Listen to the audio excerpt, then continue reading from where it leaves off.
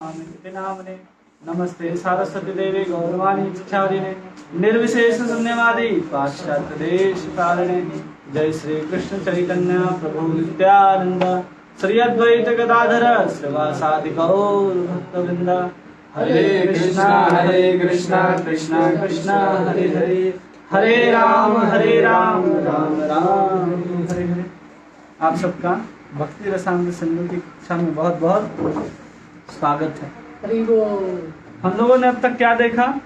शुद्ध भक्ति की परिभाषा और उस शुद्ध भक्ति को करने के बाद हमारे जीवन में कौन कौन सी विशेषताओं का जन्म होगा।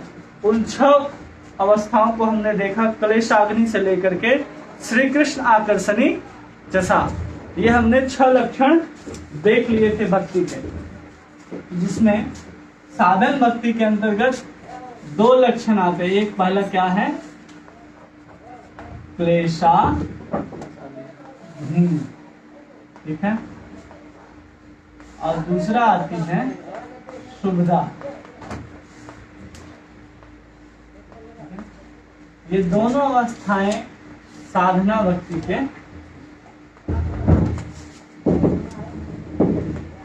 अंतर्गत आती है, ठीक है। ये 2 लक्षण जो हमारे जीवन में प्रकट होंगे भक्ति करने के बाद, वो कौन होगी? क्लेशाग्नि और शुभदा। इसमें आज क्या है हमारा टॉपिक? साधना भक्ति। प्रभुपाद जी इसको लिखते हैं भक्ति की प्राथमिक अवस्थाएं। जब हम भक्ति करना आरंभ करेंगे तो हमारी जो प्राथमिक अवस्था होगी वो क्या होगी? रूप गोस्वामी और जीव गोस्वामी इसको ऐसे समझाते हैं, कोई भी हम जब साधन करते हैं, कोई भी कार्य आरंभ करते हैं तो उसका एक लक्ष्य होता है। उसका एक लक्ष्य होता है कि अगर हम एक मकान बना रहे हैं तो उस मकान को हम पूरा करेंगे और बना करके ही छोड़ेंगे आखिरी तक। तो हमारा गंतव्य मान लीजिए हमको दिल्ली से चल करके आगरा जाना है। कहाँ जाना है? आगरा। बीच में कई सारे स्टेशन आएंगे। दिल्ली से स्टेशन जाने के बाद में कई रुकावट आएंगी या स्टेशन आएंगे। उसी तरह जब भी हम साधना भक्ति करना आरंभ करेंगे, क्या साधना करना आरंभ करेंगे, तो उसका जो साध्य होगा वो क्या होगा?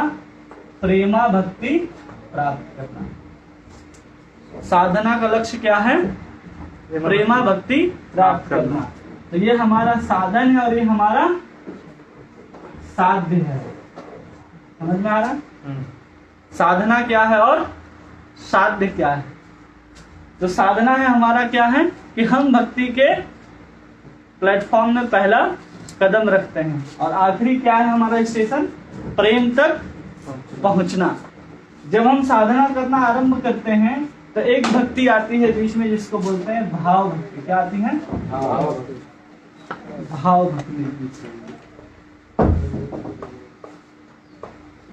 ये कहाँ आएगी? बीच में। साधना करके हमको भाव को प्राप्त करना है, ये तो ठीक है, लेकिन यही हमारा साध्य नहीं है। इसलिए इसको पूर्णतः साध्य नहीं कहा गया। इसको पूर्णतः साध्य नहीं कहा गया, क्योंकि हमको पहुंचना प्रेम तक है, लेकिन बीच में क्या आता है? भाव भक्ति आता है। इसलिए हमारे आचार्यों ने उस भक्ति को 3 अवस्थाओं में बांटा: साधन भक्ति, भाव भक्ति और प्रेम भक्ति, ठीक है। और प्रेम भक्ति हमारा साध्य इसलिए है क्योंकि जो साध्य होता है वो हमेशा क्या होगा? निर्बाध्य होगा, निर्विघ्न होगा और पूर्ण होगा। भाव भक्ति पूर्ण नहीं है। भाव भक्ति पूर्ण नहीं है कहने का तात्पर्य यह है कि जो भी हम भाव भक्ति में करेंगे वहां से हम पीछे वापस आ सकते हैं। देखिए, साधना भक्ति करते हुए अगर हम भाव भक्ति तक पहुंचते हैं तो यहां से भी पीछे आने का चांस है। कभी भी हम वहां से नीचे गिर सकते हैं। सबसे पहला इसमें लिख दीजिए भाव भक्ति पूर्ण क्यों नहीं है, तो यहां से पीछे आने का संभावना बना रहता है। जब भी हम साधना भक्ति शुरू करेंगे और भाव भक्ति में पहुंचेंगे तो भाव भक्ति वो पूर्ण अवस्था नहीं है जहां पर हम पहुंच करके स्थिर हो सकते हैं। भाव भक्ति क्या है? सुदुर्लभ। हमने बताया था कल, भाव भक्ति क्या है? सुदुर्लभ है। ये दूसरा हो गया। और भाव भक्ति की अवस्था तक हमारा जो अनर्थ है, हमारे जीवन के जितने भी कलमश हैं, वो सारे के सारे चलते रहते हैं, उनका समाप्त नहीं होना है। भाव भक्ति में हम अपने अनर्थ को पूर्णतः समाप्त नहीं कर सकते। जब तक हम प्रेमा भक्ति में नहीं पहुंचेंगे तब तक हमारे अनर्थ चलते रहेंगे। जिसका उदाहरण, जैसे साधना भक्ति में क्या है? एक आम है जो वृक्ष पे लगा है। क्या है? एक आम है जो पेड़ पर लगा है। आम क्या है? वो कच्चा है, वो बिल्कुल हरा है। वो क्या है? हमारी भी साधना भक्ति। वो हल्का सा आम क्या हो जाएगा? पीला और कुछ हरा। तो ये अवस्था क्या हो जाएगी? भाव भक्ति की अवस्था। और वही आम जब पूरा पीला हो जाएगा तो क्या हो जाएगी? प्रेम भक्ति। समझ रहे हैं? तो यही है, आम कच्चा हमको नहीं खाना है, उसको क्या करना है? पूरा पकाना। अब इसको पूरा पकाने के लिए इसको पेड़ में ही पकाना ज्यादा अच्छा है। इसको कार्बाइड डाल करके आप जल्दी से पकाने का प्रयास नहीं करें। उसी प्रकार भक्ति जो है वो धीरे धीरे ही हमारे हृदय में मैच्योर होगी। तुरंत उसको पकाने का प्रयास नहीं करना। तो ये था साधना। और साध्य क्या है? साधना हमारा अभी ये है कि हम साधन भक्ति करना आरंभ करेंगे और साध्य हमारा प्रेम भक्ति होगा। ठीक है, क्लियर? साधन और साध्य। अब प्रश्न उठता है कि ये साधना भक्ति कौन कर सकता है और भक्ति कैसे हमारे जीवन में आती है? हाँ, भक्ति हमारे जीवन में कैसे प्रकट होती है? तो हमारे जीवन में भक्ति जो प्रकट होती है वो भक्ति के माध्यम से ही प्रकट होती है। हम किसी अन्य माध्यम से भक्ति को अपने जीवन में ला नहीं सकते। चाहे वो ग्रंथों के माध्यम से हो या भक्तों के माध्यम से हो या संतों के माध्यम से हो, भक्ति हमें भक्तों के माध्यम से ही मिल सकती। अगर हम पूरा जीवन मायावादी का, निर्विशेषवादी का या नास्तिकों का संग करेंगे तो हमें भक्ति कभी भी प्राप्त नहीं। वो भी साधु हैं, लेकिन साधु होने के बाद लेकिन वो भगवान को क्या मानते हैं? निराकार निर्विशेष मानते हैं, जिसके कारण हाथ पैर कुछ ही नहीं है। भगवान का जब होगा ही नहीं तो हम सेवा किसकी करेंगे? उस निराकार की हम सेवा नहीं करेंगे। तो अगर भगवान को सेवा लेना है और हमें अगर सेवा देना है तो भगवान को साकार मानना होगा। क्या मानना होगा? साकार। भगवान को साकार होना आवश्यक है। निराकार की हम सेवा नहीं कर सकते और निराकार के प्रति प्रेम भी उत्पन्न नहीं कर सकते। अब कहा जाता है कि हम अब साकारवादी भी हैं।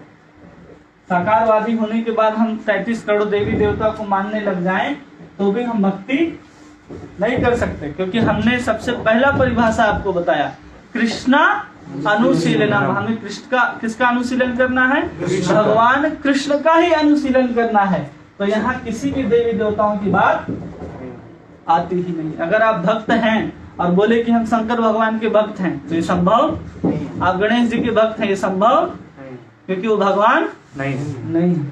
भगवान होंगे तब जाकर के हम भक्त हो सकते हैं या फिर भक्ति कर सकते हैं। तो पहला क्वालिफिकेशन ये होना चाहिए। और दूसरा क्वालिफिकेशन होना चाहिए कि किसी भी संयोगवश हम क्या करेंगे? भगवान के सेवा में अपनी रुचि को दिखाना शुरू करेंगे।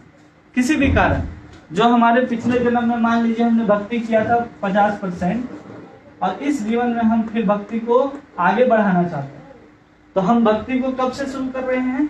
पिछले जन्म से हम उस भक्ति को लेकर के आ रहे हैं और किसी न किसी माध्यम से हम इस जीवन में भक्ति शुरू करते हैं। भक्ति इसी जीवन में मिला है ऐसा चीज नहीं। जो चीज हमारे पास नहीं है उसको हम इस जीवन में किसी साधु की कृपा के बिना नहीं कर सकते हैं। इसलिए सबसे पहला लाइन हमने कहा कि भक्ति के माध्यम से ही मिलती है, ठीक है। और एक होता है अज्ञात स्वीकृति। क्या होता है? अज्ञात स्वीकृति। अज्ञात स्वीकृति हम भक्ति कब करेंगे? जब हमें अज्ञात स्वीकृति प्राप्त होगी। अज्ञात मतलब जिसका हमें ज्ञान नहीं है, ऐसा स्वीकृति हमें प्राप्त होना चाहिए। तो हम अपने जीवन में देखेंगे कि कितने बार हम साधु का अनुमोदन किए हैं, कितने बार किसी साधु को देख करके हमारे मन में उसके प्रति आदर का भाव आया है, कितने बार हम साधु के पास गए हैं, उसकी हवा छू करके मेरे तक आई है। वो सब क्या है? अज्ञात स्वीकृति, जिसको हम नहीं जानते हैं, फिर वो हमको प्राप्त हो रही है। जैसे प्रभुपाद जी उदाहरण देते हैं। प्रभुपाद जी क्या करते थे? कोई भजन करे या ना करे, अगर मंदिर में आता है तो उसको क्या करते थे? प्रसाद जो है, भोजन जो है, वो भर पेट कराते। हम भक्त नहीं है, लेकिन कभी मंदिर गए और मंदिर जाने के बाद क्या मिला? मंदिर में प्रसाद मिला। और क्या किया हमने? भगवान का दर्शन किया और साधुओं का भी दर्शन किया। इसके अलावा हम मंदिर में कुछ नहीं करते। सत्संग में नहीं बैठते हैं। शुरू में जो भी आते हैं, हमने क्या किया? भोजन किया। तो जब हमने भोजन किया तो प्रभुपाद जी क्या बोलते थे? हमारा जो गुलाब जामुन होगा क्या होगा? एक बुलेट्स की तरह होगा, जो एक बार ना एक बार हमारे पेट के अंदर जाकर के फटेगा ही फटेगा। जो हम मंदिर में आकर के प्रसाद खाते हैं वो क्या है? अज्ञात। एक और उदाहरण प्रभुपाद जी देते हैं कि जैसे एक कुत्ता होता है। क्या होता है? कुत्ता।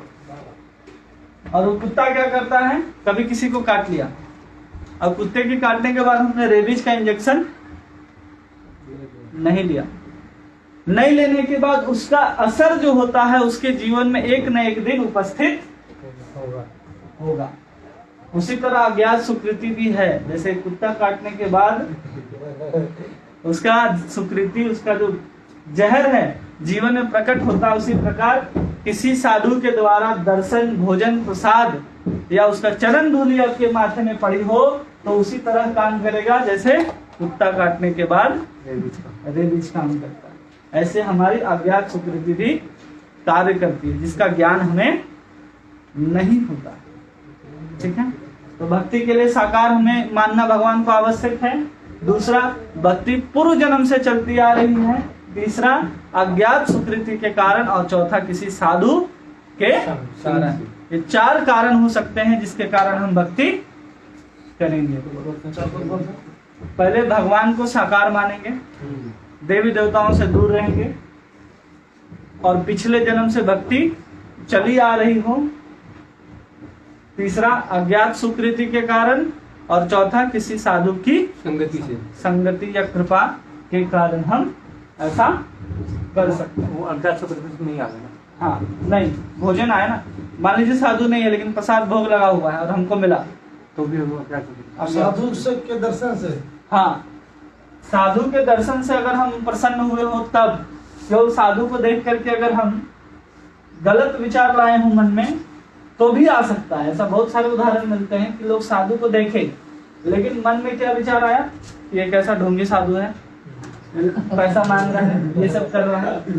तो ऐसा नहीं है कि वो आपका विफल जाएगा। जैसे अग्नि में आप जैसे भी हाथ डालोगे वो अग्नि जलाएगी ही जलाएगी। उसी तरह साधु भी कार्य करते हैं कि एक ना एक बार अगर साधु की दर्शन करेंगे तो किसी न किसी जन्म में वो फलित होकर के आपको भजन की ओर उन्मुख करेगा। सवाल आ जाए, बोलिए जल्दी से थोड़ा। कुछ शास्त्र का अध्ययन करके, कोई महापुरुषों का, संतों का अध्ययन करके वो भाव भक्ति का मेरे में आया, नहीं आ सकता। बस भाव भक्ति नहीं आ सकता। साधन भक्ति क्या है? अब हम जो सीख रहे हैं क्या है? साधना भक्ति। साधना भक्ति के दो भाग हैं। कितने भाग? दो भाग। पहला भाग है वैदिक भक्ति और दूसरा भाग है रागानुगा।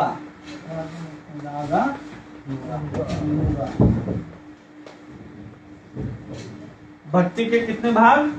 पहली भक्ति साधना भक्ति के दो भाग। साधना भक्ति के दो भाग। अब साधना भक्ति किसे कहते हैं? सबसे पहले क्या समझेंगे हम लोग? साधना भक्ति क्या है? तो यहाँ पर परिभाषा लिखा गया है और सबको मिला होगा नोट। उसमें मैंने हिंदी में भी लिखा है परिभाषा को और संस्कृत में भी परिभाषा को लिखा है। ठीक है। साधन भक्ति की परिभाषा है कृति साध्या भवे साध्य भावसा साधन विदा। कृति साध्या, सबसे पहला शब्द क्या है यहाँ? साधन भक्ति की परिभाषा क्या है? कृति साध्या। कृति साध्या, कृति का अर्थ होता है इंद्रियों के द्वारा। किसके द्वारा? इंद्रियों के द्वारा। इंद्रियों के द्वारा।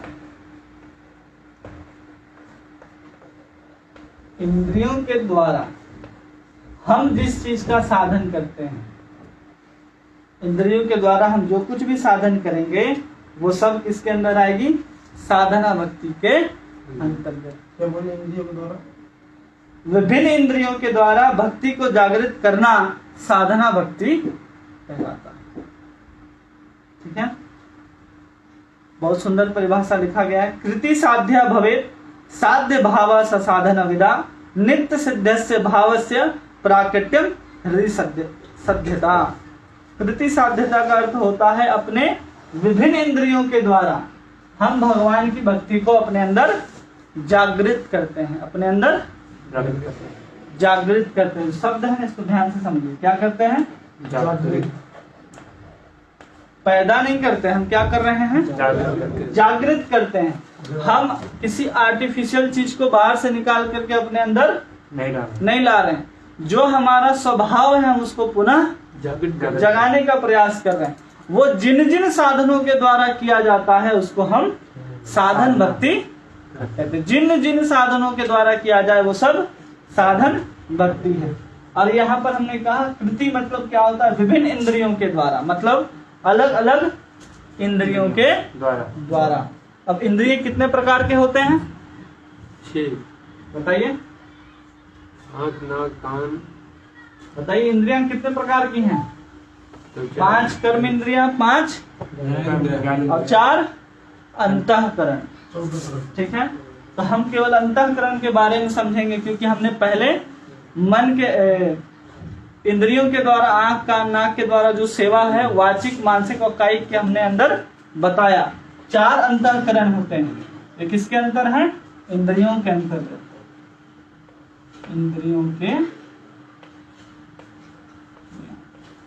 4 अंतःकरण क्या हो रहे हैं? अंतःकरण, जिसमें पहला है मन, दूसरा है बुद्धि, तीसरा है चित्त और चौथा है अहंकार। ये 4 अंतःकरण कहलाते हैं। विभिन्न इंद्रियों के द्वारा मन, बुद्धि, चित्त और अहंकार के द्वारा भी हमको क्या करना है? अपने साधना में दृढ़ रहना है। इस 4 अंतःकरण में सबसे पहला क्या है? मन। मन का कार्य क्या है? सोचना। दूसरा कार्य क्या है? अनुभव करना। और तीसरा कार्य क्या है? इच्छा करना। ये कौन करता है? मन। बुद्धि केवल निश्चय करती है। ये जो मन सोचता है उसको निश्चय करती है करना है या नहीं करना है। चित्त किसको बोलते हैं? चित्त जिसमें अनंत जन्म की हमारी वासनाएं जहां पर इकट्ठा होती हैं उसको चित्त कहते हैं। या फिर इसको बोलते हैं अनुसंधान। क्या बोलते हैं? अनुसंधान विज्ञान। क्या लिखेंगे? अनुसंधान। अनुसंधान और ब्रैकेट में लिखिए स्टोर हाउस। स्टोर हाउस ये क्या है? चित्त है। और अहंकार क्या होता है? हम अपने, सबको नोट मिला है ना? यस प्रभु। क्या लिखा है उसमें? इसमें लिखा गया है कि भोक्ता और भोग को खींचने वाला कर्तापन। हाँ, कर्तापन जो है हमारा वो क्या है? अहंकार है। क्या है? अहंकार। जो भोग और भोक्ता को आपस में मिलाने का काम करता है वो अहंकार है। जैसे यहाँ पर मान लीजिए क्या रखा है, गुलाब जामुन। क्या रखा है? गुलाब जामुन। इस प्लेट में गुलाब जामुन रखा है और यहाँ पर एक व्यक्ति खड़ा है। हमारा व्यक्ति कुछ अलग है। क्या खड़ा है? एक व्यक्ति खड़ा है। ये निर्जीव है या सजीव है? निर्जीव। और ये सजीव है। ताकत किसके पास ज्यादा है? तो वो इसके पास कैसे खिंचाता है? ताकत इसके पास ज्यादा है लेकिन गुलाब जामुन की तरफ वो कैसे खींचा जा रहा है? निर्जीव होने के बाद भी हम अपने अहंकार में सबसे पहले कर्तापन को डाल करके बैठे हैं। किसको डाल करके बैठे हैं? कर्तापन को। और कर्तापन का क्या काम है? भोग को और भोक्ता को एक साथ खींचना। तो वही क्या करता है? ये भोग है ऐसा हमको बताता है। कौन? बुद्धि। कौन बताया? बुद्धि। और फिर मन सोचता है पाना चाहिए कि नहीं पाना चाहिए। पाएंगे तब उसके बाद अनुभव करता है। उसके अनुभव करने के बाद पुनः इच्छा करता है कि फिर हमको मिलना चाहिए। वो इच्छा पुनः करता है, वो आकर के चित्त में फिर स्टोर हो जाता है। तो जब भी हम भोग की इच्छा करेंगे तो समझना चाहिए कि हमारी चारों अंतःकरण वहां पर काम करती है। इसलिए निर्जीव वस्तु के पास भी इतनी शक्ति आ जाती है कि एक सजीव वस्तु उठ करके उसके पास जाता है। गुलाब जामुन कभी भी अपने आप प्लेट से आपके मुंह के अंदर नहीं गया। अगर गया हो तो वो सजीव है, निर्जीव नहीं है। तो ये हमारे चार अंतःकरण है। विभिन्न इंद्रियों के अंतर्गत हमने बताया चार अंतःकरण होते हैं जिसके कारण हम कोई भी कार्य को करते हैं। मन, बुद्धि, चित्त और अहंकार। और इसके नीचे आएंगे आपके पांचों कर्म इंद्रिया और पांचों ज्ञान इंद्रिया। मेन आपका मन, बुद्धि और चित्त और अहंकार। ठीक है। अहंकार समझे नहीं तो अहंकार को मतलब आइडेंटिटी को भी अहंकार बोलते हैं। अपने आप को कर्ता मानना। अपने आप को कर्ता मानना। आप जैसे मैं बलभद्र दास हूँ, ये क्या है? मैं शरीर हूँ, मैं आत्मा हूँ, शुद्ध अहंकार हो। मैं आत्मा हूँ, वो शुद्ध अहंकार है। लेकिन हम यहाँ पर बोल रहे हैं कर्तापन का अहंकार हो, वो क्या है? अहंकार, जो भोग और भोक्ता को खींचे। जब भक्त भगवान की ओर खींचा जाए तो शुद्ध अहंकार कहा जाएगा, वो अशुद्ध अहंकार नहीं कहा जाएगा। क्लियर? अहंकार होना चाहिए। हाँ, अहंकार खत्म नहीं होता। आप यहाँ से बाहर जाने के बाद भी अहंकार होगा, लेकिन यही शुद्ध अवस्था में होगा। मन, बुद्धि, चित्त, अहंकार सब होंगे लेकिन सब शुद्ध अवस्था में। और ये चारों हमारे चेतना से प्रकट होते हैं। कहाँ से? चेतना से। चेतना से। ठीक है। अब ये दास लोग बताएंगे कि चेतना से कैसे प्रकट होते हैं। भगवत गीता में आप लोग समझेंगे कि चेतना से ये चारों अंतःकरण कैसे आते हैं। ये चारों इसी के भाग हैं और इनके कार्य के अनुसार इसको अलग अलग नाम दिया गया। यही चेतना जब सोचता है, अनुभव करता है और इच्छा करता है तो उसका नाम मन हो जाता है। यही चेतना जब किसी चीज को निश्चय कर लेता है तो उसका नाम बुद्धि हो जाता है। इसी चेतना के अंदर अनंत जन्मों के संस्कार संचित होते हैं और उसके कारण वो अनुसंधान करता है। उसी के कारण हमारे अंदर सोचने का, अनुभव करने की, इच्छा करने की और निश्चय करने की भी शक्ति आती है, वो चित्त कहलाता है। और यही चेतना जब शरीर के साथ तादात्म्य हो जाता है, किसी अलग अलग शरीर के साथ, योनि के साथ, तो हम गधा है, हम कुत्ता है, हम ये सब मानने लग जाते हैं। वो क्या है? अहंकार। इसी को चार भाग में अलग अलग उसकी क्रियाओं के आधार पर उसका नाम दिया गया है। क्लियर? अब हम लोग साधना भक्ति समझ गए सब कोई? ये हमारे एग्जाम में पूछा जाएगा कि साधना भक्ति की परिभाषा क्या लिखें। तो कृति साध्या भवे, जो विभिन्न इंद्रियों के द्वारा अपने सुप्त भक्ति को जागृत किया जाता है, उसको साधना भक्ति कहते हैं। ठीक है। अब कहा जाएगा कि हम अपने सुप्त अवस्था को कैसे जगा रहे हैं। अपने सुप्त, इसको मिटाएं। एक छोटा सा बच्चा होता है, वो बचपन से ही चलना सीखता है। एक बच्चा जो है वो बचपन से ही चलना सीखता है। हाँ, 6-7 महीने बाद उसको चलने सिखाया जाता है या फिर स्वाभाविक सिखाया जाता है? अगर उसको उड़ने सिखाया जाए तो उड़ेगा? नहीं क्यों नहीं उड़ेगा? प्रश्न। उड़ेगा ही नहीं, मतलब उड़ेगा। ये बच्चा जब पैदा हुआ तो उसको चलना ही क्यों सिखाया जाता है? भाई है ना, वैसा ही उसका प्रकृति है। उसका वैसा, प्रकृति उसको हम उड़ा नहीं सकता। नहीं सकते। चाह करके भी पंख लगा देंगे तो उड़? नहीं सकता। हाथी पेड़ में, नहीं कर सकता। बंदर पानी में, नहीं कर सकता। क्यों? उसका प्रकृति है। उसी तरह आत्मा का जो स्वभाव है वो क्या है? भगवान की भक्ति की ओर जाने की जाना। जब हम भगवान की भक्ति की ओर जाएंगे, इसका अर्थ हुआ कि जैसे बच्चा स्वाभाविक रूप से चलता है, उसके अंदर जबरदस्ती नहीं डाला जा सकता कि तुमको चलना ही चलना है। उसी तरह हम किसी भी जीवात्मा के अंदर ये नहीं डाल सकते कि तुमको भक्ति करना है।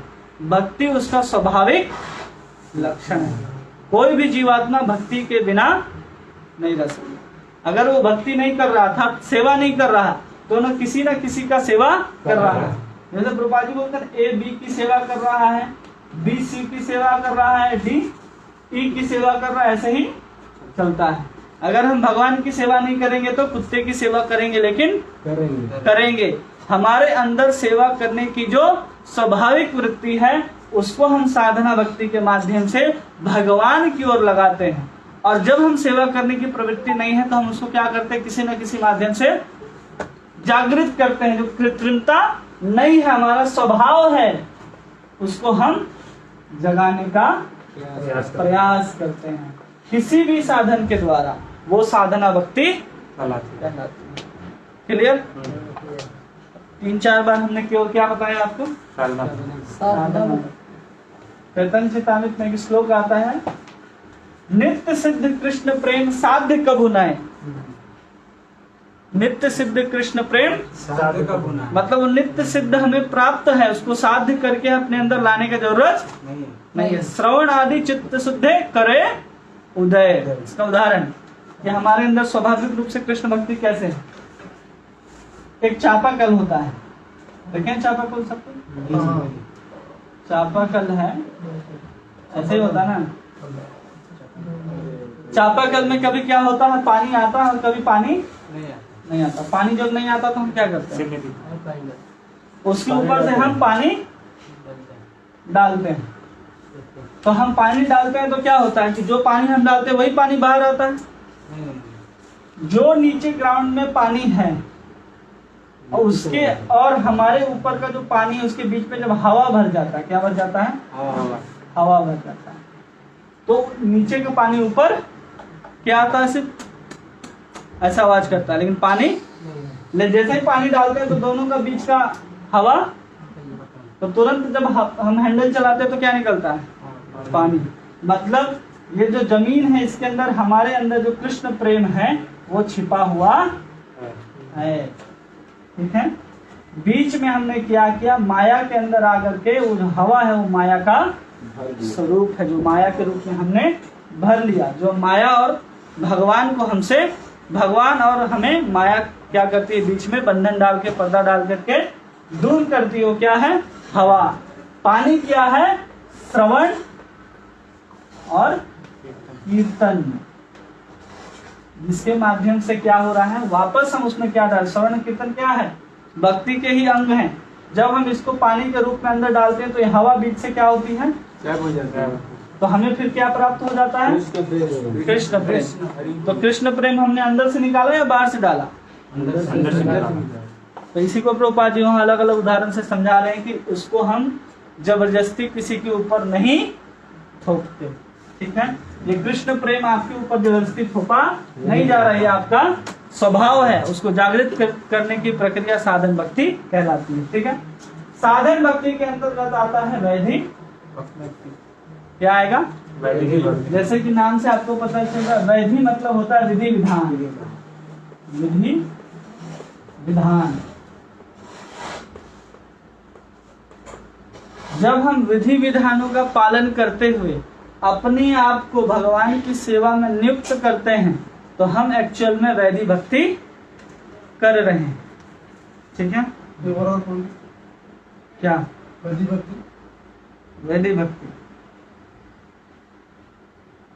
बताता है।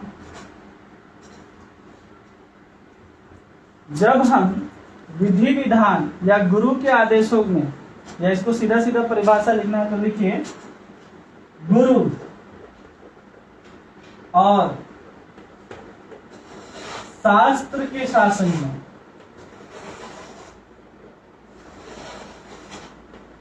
जब अपने इंद्रियों को भगवान की सेवा में नियुक्त करते हैं उसको हम वैदिक भक्ति कहते हैं। ठीक है।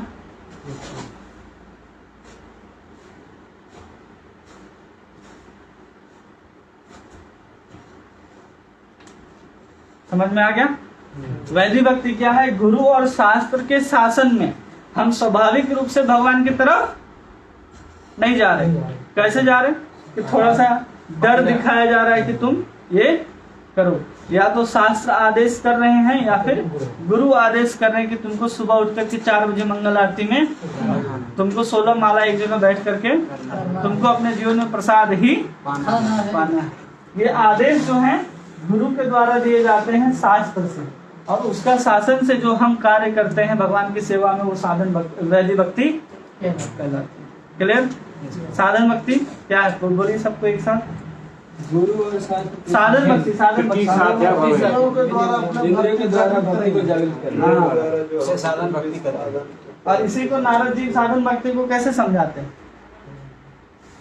कहते हैं कुतोपि न वेन स्यात् पंजना पुरुष तस्माद् केन उपायेन मनः कृष्ण निवेशयेत्। हम किसी भी उपाय के द्वारा अगर हम अपने मन को कृष्ण में लगा सकते हैं तो वो साधना भक्ति है।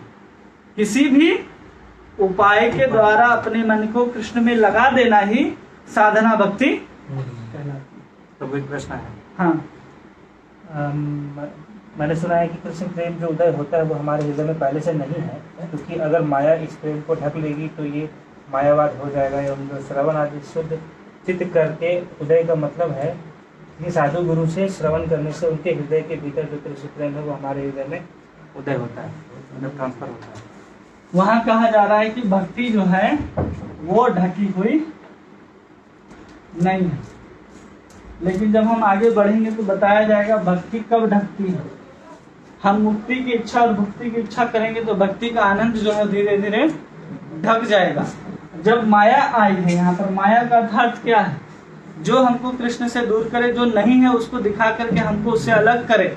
हम भक्ति कर ही नहीं रहे एक्चुअल में अभी, और ना कोई भक्ति पाने का प्रयास कर रहा है।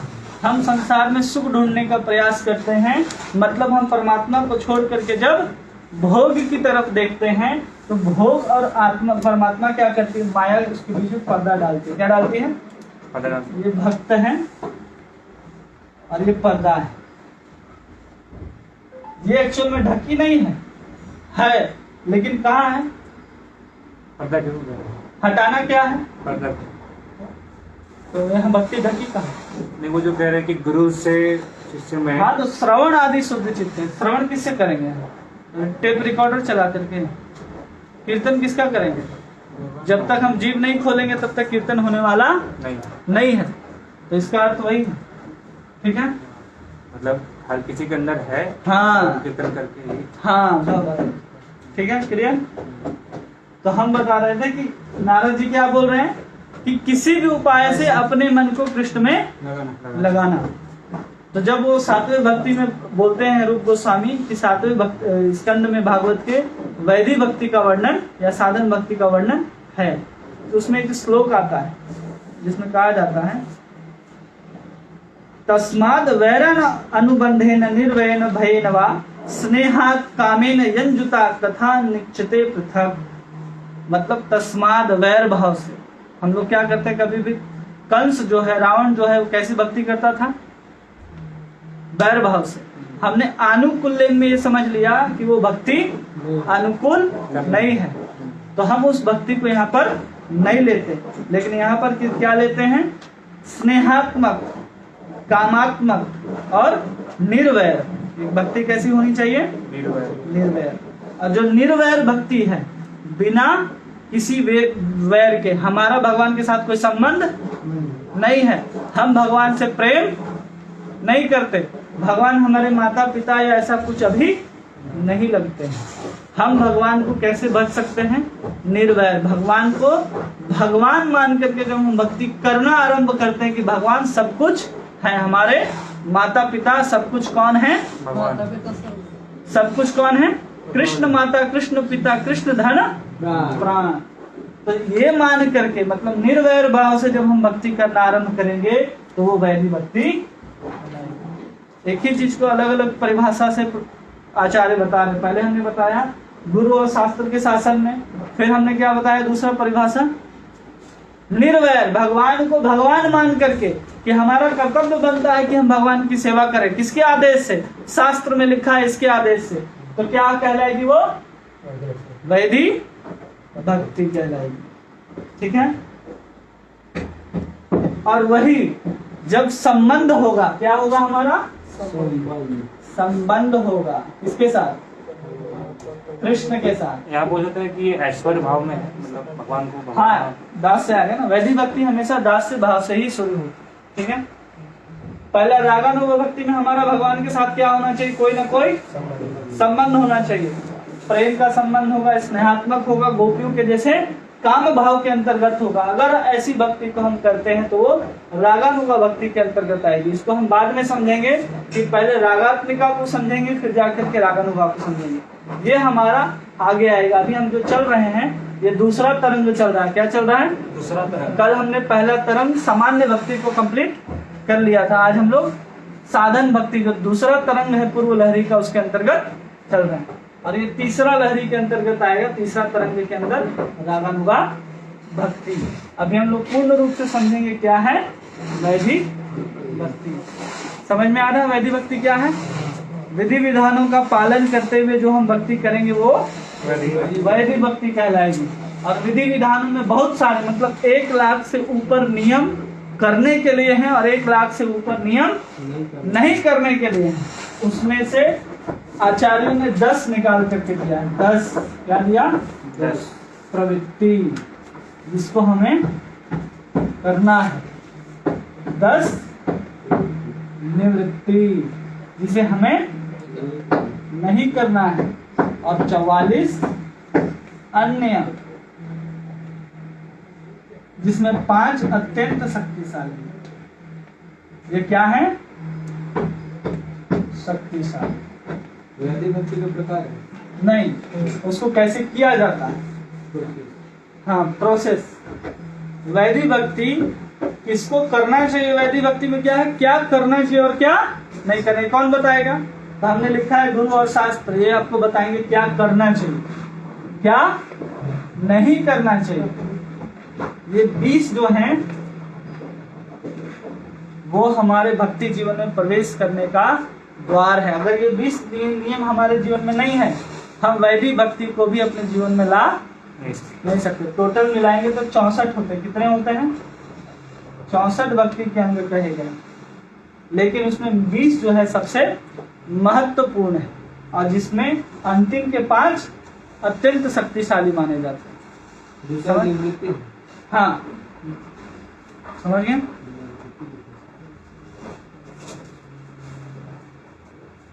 दस क्या करना चाहिए और 10 क्या नहीं करना चाहिए। उसके नीचे में क्या लिखे हुए आचार्य जी? सबसे नीचे मतलब उसके 10 निवृत्ति के नीचे अन्य 44 अन्य। अत्यंत शक्तिशाली। ठीक है। वैदिक भक्ति का परिभाषा सबको लिख ली कि प्रमाणिक गुरु के आदेश या शास्त्रों के अनुसार विधि विधानों का पालन करना वैदिक भक्ति कहलाती है। ठीक है। और किसी किसी का प्रश्न होता है रागानुगा यहाँ पर क्यों लिखा गया था? तो प्रभुपाद जी वहां पर रागानुगा को आराम से समझाते हुए बोलते हैं, हम जो भी विधि विधानों का पालन कर रहे हैं उसी विधि विधानों को पालन करने में जब हमारे अंदर से अनुरक्तता जागृत हो जाए तो रागानुगा भक्ति कहलाएगी। पहले हम जबरदस्ती 4 बजे उठते थे और न चाहते हुए पानी पूरी खाने जाते थे, लेकिन अब हम स्वाभाविक रूप से क्या करते हैं? सुबह न चाहते हुए भी हम पहले माला करते, लेकिन अब माला जो 16 माला है वो आराम से। पहले प्रसाद खाने में रुचि नहीं होता था बिना प्याज लहसुन का। हम लोग को क्या चाहिए? मुर्गा, अंडा, बकरा, इसको छोड़ दिए। कैसे? शास्त्र के शासन के अनुसार। लेकिन अब हमें प्रसाद अत्यंत हर दिन फीस्ट हो तो हम लोग क्या कहेंगे? हरि बोल। हरि बोल। अगर हर दिन फीस्ट हो तो ये कहाँ से आई हमारे अंदर? शास्त्रों का पालन करते हुए हमारे अंदर आई। पहले वही वैदिक भक्ति थी जिसको हम जबरदस्ती कर रहे थे, और उसी को कुछ समय करने के बाद हमारे अंदर अनुरक्तता आ गई। क्या आ गई? अनुरक्तता। तो हम कहाँ पहुंच गए? रागानुगा भक्ति। इसका डेफिनेशन आगे बताएंगे। प्रभुपाद जी इतना ही बताते हैं कि इतना ही पहले समझ जाएं कि जो भी हम विधि विधान का पालन कर रहे हैं, पहले शासन में करते थे, फिर स्वाभाविक रूप से करने लग जाएं, किसी के आदेश के कारण ना करे, वो क्या कहलाएगी? ठीक है।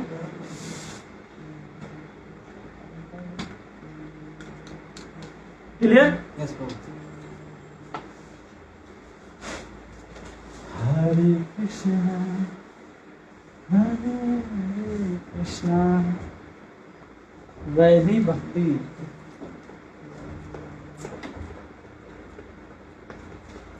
सबको समझ में आ रहा है? वैदिक भक्ति क्या हो रहा है, रागानुगा भक्ति क्या है, परिभाषा हमने बताया। अब इसको आचार्य बताते हैं कि भक्ति कैसे करना चाहिए। तो पहले स्कंद में सूत गोस्वामी बोलते हैं वैदिक भक्ति, तो उसके लिए कैसे भक्ति करना चाहिए। हम भगवान को क्या मानेंगे वैदिक भक्ति के अंतर्गत? भगवान। और भगवान क्या होने चाहिए? साकार। तो पहले हो गया। भगवान को अगर हम भगवान बनाते हैं तो हमारे लिए कुछ तो फायदा का होना चाहिए ना, क्योंकि हम वैदिक भक्ति का पालन कर रहे हैं, हमारा कुछ लाभ होना चाहिए। यहाँ पर भक्त क्या देख रहा है अपना? लाभ। क्या लाभ होगा यहाँ बताते हैं। तस्माद भारत सर्वात्मना भगवान ईश्वरो हरि श्रोतव्यस्य कृतितव्यस्य स्मर्तव्यस्य ता भयम। हम भय से मुक्त हो सकते हैं अगर हम भगवान कृष्ण का भजन करते हैं। तो यहाँ पर एक शब्द है सर्वात्मा। सर्वात्मा मतलब जो सबके हित चाहते हैं, सुहित जो हो, वो क्या है? सर्वात्मा है। जो सबके लिए हो वो कौन है? भगवान कृष्ण। स्पष्ट लिखा सर्वात्मा भगवान ईश्वरो हरि। अगर हम ऐसा चाहते हैं तो हमको क्या करना चाहिए? श्रोतव्यस्य, हमें श्रवण करना चाहिए। कृतितव्यस्य, हमें कीर्तन करना चाहिए। क्या कहलाएगी? भक्ति। और श्रवण, कीर्तन, स्मरण, अर्चन, वंदन, पाद सेवनम, दास्यम और आत्मनिवेदन, ये 9 भक्ति करने के प्रकार हैं। भक्ति के प्रकार हैं। हम इन माध्यमों से भक्ति कर सकते हैं, लेकिन सबसे शक्तिशाली माध्यम क्या है? कीर्तन। सबसे शक्तिशाली माध्यम क्या है? कीर्तन। इसलिए यहाँ पर कहा श्रोतव्यस्य कीर्तव्यस्य, हमें श्रवण और कीर्तन करना चाहिए अगर हम अपने भय से मुक्त होना चाहते हैं तो। और वैदिक भक्ति करने वाले के उदाहरण किसी को याद आ रहा? जो हमारे शास्त्र में जिन्होंने वैदिक भक्ति किया, क्या नाम है उनका? नहीं, जो क्या नाम? अमरीश महाराज ना, वो थे जो हर समय मंदिर में जाते थे। अमरीश जी। अमरीश महाराज जी क्या करते थे? वैदिक भक्ति का पालन। वैदिक भक्ति में हम लोग क्या करते हैं? शास्त्रों के आदेश में अपने इंद्रियों को भगवान की सेवा में लगाते हैं। तो उसका श्लोक आता है कि सवे मनः कृष्ण पादार विंदयो, अपने मन को भगवान श्री कृष्ण के चरण कमलों में लगाते हैं। मन के द्वारा क्या कर रहे हैं? भगवान कृष्ण का चिंतन। वंचांसी वैकुंठ गुणानुवर्णने, अपने वाणी के द्वारा भगवान वैकुंठ का गुणों का अनुवाद कर रहे हैं। करे हरे मंदिर मार्जनादिशु, हाथों के द्वारा मंदिर का मार्जन कर रहे हैं। मुकुंद लिंगा दर्शने दृशो, आंखों के द्वारा भगवान मुकुंद के सुंदर विग्रह का दर्शन कर रहे हैं। तत्भृत्यागात स्पर्श संग संगम, अपने इंद्रियों के द्वारा भक्तों के साथ स्पर्श करने में आनंद ले रहे हैं। घ्राणम च तत्पाद सरज सौरभे, अपने घ्राण इंद्रियों के द्वारा भगवान कृष्ण को अर्पित उन फूलों का सुगंध का आनंद ले रहे हैं। श्रीमद तुलसायाम रसनाम तदार्पिते, और अपने जीव में क्या डालते हैं? वो तुलसी अर्पित करके जो भोग अर्पण करते हैं उसको डालते हैं। सिरो ऋषिकेत पाद अभिवंदने, अपने सिर को भगवान श्री कृष्ण के चरण कमलों में झुकाते हैं। कामम च दास्य, अपने कामनाओं को कैसे रखते हैं, हाथ जोड़ करके हम भगवान के दास हैं। न तो काम, काम में अपना कोई काम नहीं रखते। यथो उत्तम श्लोक जनास्याः रति, ऐसा उन्होंने प्रेम किया है भगवान के साथ, अपने सभी इंद्रियों को भगवान की सेवा में लगाया। इसके सबसे अच्छे उदाहरण कौन है? अम्बरीश।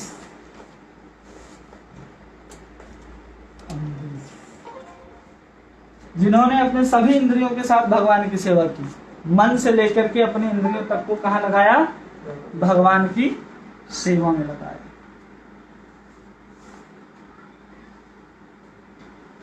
समझ में क्लियर हो रहा है सबको?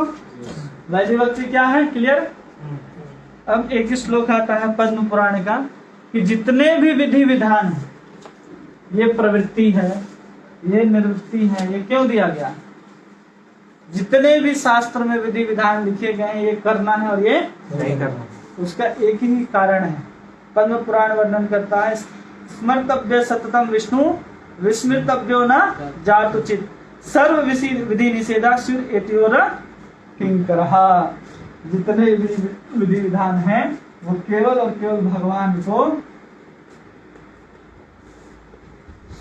सदा स्मरण करने के लिए और कभी न विस्मरण करने के लिए। दोनों का अर्थ एक ही है। एक में लिखा जा रहा है भगवान को हमेशा याद करना है, दूसरा कहा जा रहा है भगवान को कभी नहीं भूलना। तो जितने भी विधि विधान है जो वैदिक भक्ति के अंतर्गत हम लोग पालन करते हैं, उन विधि विधानों को देखना है जिसके माध्यम से कृष्ण याद आने चाहिए। उन विधि विधानों को छोड़ना है जिससे हमें कृष्ण हमेशा स्मरण में बने रहें। कोई भी कार्य, कोई भी विधि विधान को पालन करते हुए अगर हम कृष्ण के स्मरण को भूल जाते हैं तो हम वैदिक भक्ति नहीं कर रहे हैं। यहाँ प्रधान कौन है? कृष्ण है और कृष्ण का स्मरण है। ये दो ही वस्तु यहाँ पर प्रधान है, कृष्ण और कृष्ण का स्मरण। सारे विधि विधानों का पालन करते हुए हमें केवल भगवान कृष्ण को ही याद करना है, इसके अलावा हमें कुछ नहीं करना है। अगर हम ऐसा करेंगे तो क्या होगा बताइए? हम भक्ति कर ही नहीं रहे थे, हम भक्ति कर ही नहीं रहे। सब क्या हो जाएगा? श्रम एवं ही केवलम।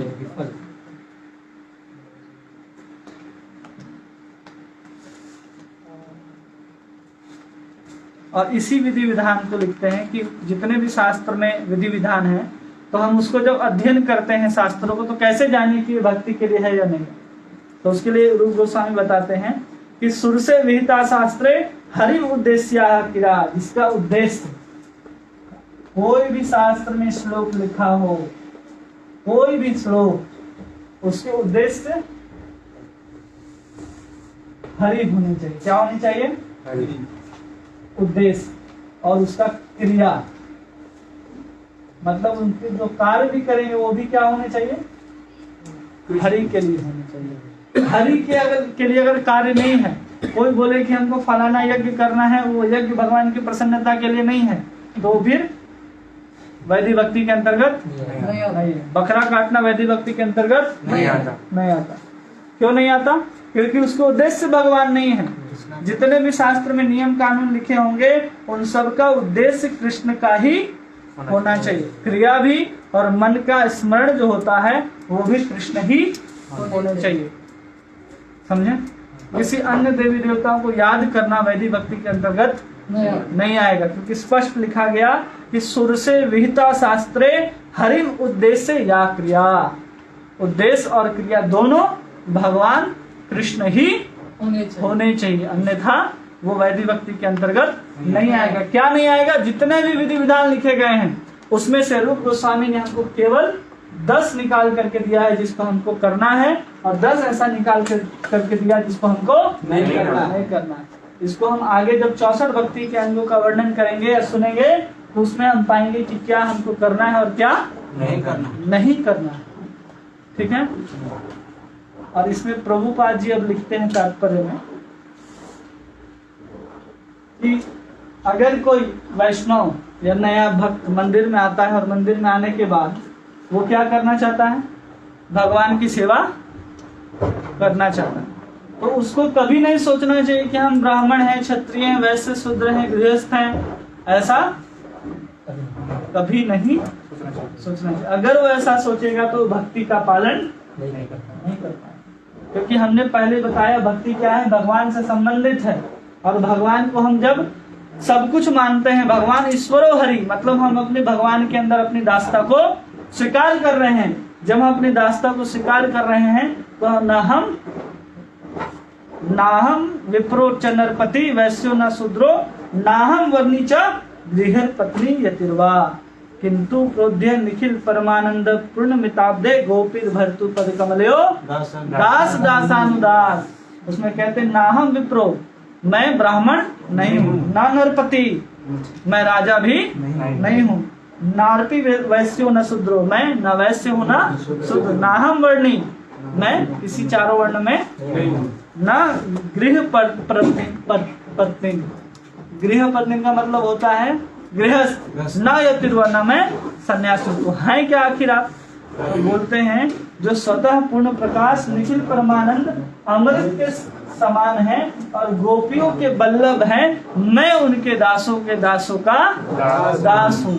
जब तक हम ये मेंटेलिटी नहीं लाएंगे हम वैदिक भक्ति नहीं कर सकते। हमें किसी न किसी की दासता स्वीकार करनी है। तो दास दासानुदास का अर्थ हो गया वहां पर गुरु। कौन आ गए वहां पर? गुरु के निर्देश में जब हम करेंगे तो ये कौन है? भगवान के दास। और हम इनके अंदर आकर के भक्ति करेंगे इनके निर्देशन में, तो भक्ति कहलाएगी कि नहीं कहलाएगी? और इनका पालन करके जो भी हम विधि विधान का पालन करेंगे वो वैदिक भक्ति के अंतर्गत आएगा। रागानुगा भक्ति में हम विधि विधानों का पालन करते हैं लेकिन इतने दृढ़ता के साथ नहीं करते, क्योंकि वहाँ स्वाभाविक रूप से विधि विधान अपने आप चलता है, करना नहीं होता। ऐसा नहीं कि रागानुगा में आप विधि विधान से ऊपर हो जाता है। रागानुगा भक्ति में क्या होता है?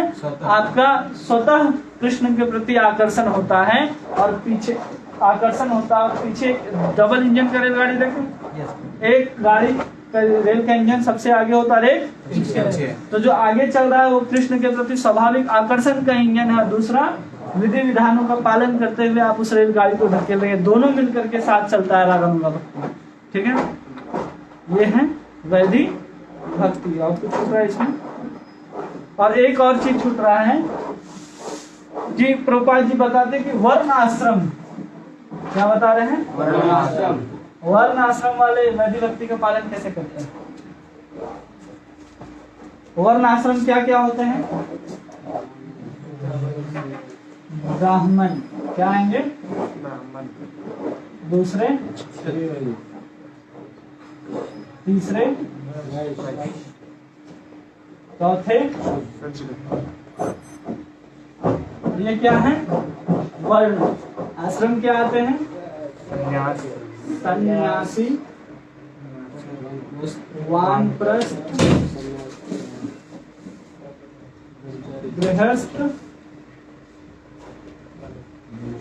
और चौथा क्या आएगा?